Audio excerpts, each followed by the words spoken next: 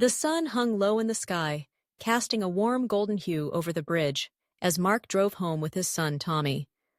Laughter filled the car, a soundtrack of shared stories and plans for the weekend. Suddenly, the serene moment shattered. A tire blew, the car swerved violently, and in an instant, they were careening toward the edge of the bridge. Mark's heart raced as he fought for control, but the steering wheel slipped through his fingers like sand. The railing loomed ahead, a thin barrier between them and the churning sea below. Time slowed as he braced for impact, the world outside fading into a blur of sound and motion. With a deafening crash, the car broke through the railing, plummeting into the water. In that moment of chaos, panic surged through Mark. He felt the cold grip of fear as the car submerged, water rushing in through the broken windows. He instinctively reached for Tommy, who was wide-eyed and terrified, his small frame trembling in the seat. "Stay calm, Tommy. We need to get out." "Me, Mark shouted, his voice steady despite the turmoil around them. In the aftermath, as they were wrapped in warm blankets and tended to by paramedics, Mark reflected on the day's events.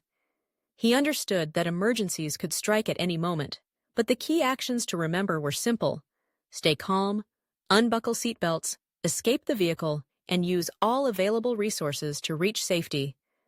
With that knowledge, he felt a renewed sense of strength, grateful for the second chance they had been given.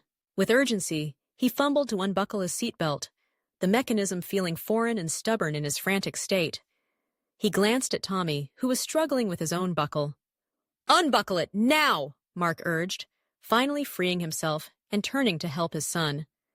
The water was rising fast, swirling around them, but they managed to free Tommy just in time. Mark pushed against the door, but it was jammed, trapped by the weight of the water pressing in from all sides.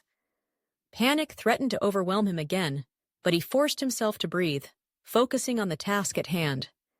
"We need to break a window," he said, searching for the emergency hammer that was always clipped to the side of the door.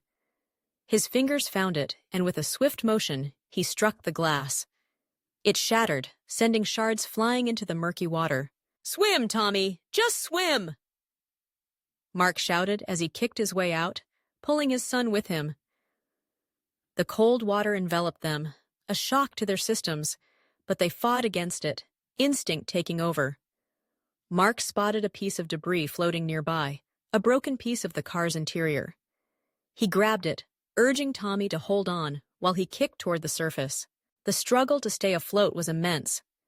The current tugged at them, and each stroke required every ounce of strength. Mark's lungs burned, but he kept his focus on the shore, a distant promise of safety. "Look, Tommy, we just need to reach the beach." DC, he encouraged, his voice cutting through the waves. On shore, a group of bystanders had witnessed the accident and quickly sprang into action. Someone had already called for help, while others gathered ropes and life preservers, preparing for a rescue. As Mark and Tommy fought their way through the water, a lifeguard plunged in, cutting through the waves with practiced ease. "I've got you!" he shouted, reaching for them. With the lifeguard's assistance, they were pulled to safety, collapsing onto the warm sand, gasping for breath. The panic that had gripped Mark began to fade, replaced by a profound sense of relief. Tommy clung to him, shivering but safe. As they lay on the shore, the reality of what had just happened began to settle in. Mark realized how crucial it had been to stay calm amidst the chaos. The ability to think clearly, to unbuckle their seatbelts, to escape the vehicle, and to use whatever resources were available had made all the difference.